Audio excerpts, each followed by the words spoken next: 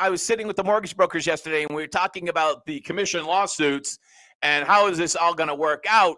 And I realized that something funny is going to happen in the future relative to the commission lawsuits.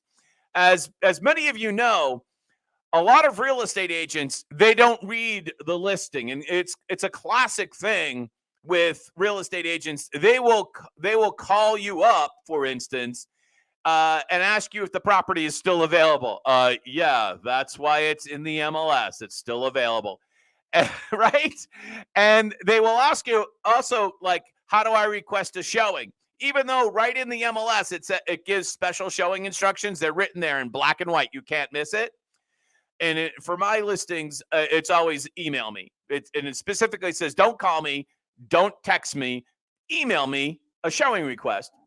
And we all know that agents don't do that. They don't read the instructions. I think once this commission lawsuit thing goes into effect, and here in Massachusetts at MLSPIN, which covers the vast majority of Massachusetts, they're going to be putting in a rule that says buyer side commission is optional. And what is going to happen, and this is going to be hilarious, what is going to happen is that there'll be a listing somewhere where there is zero offered for the buyer side commission, and it will be public. It's right there in the listing sheet. Can't miss it unless you're not doing your job, unless you don't read the listing sheet. And what will happen is the buyer side agent will submit an offer. It will get accepted. The deal will go to a closing. It will close. And then the buyer agent will say, can you send over our check? And the listing agent's going to say, what check? Well, our commission. Our commission is usually 2 or 2.5%, 3%.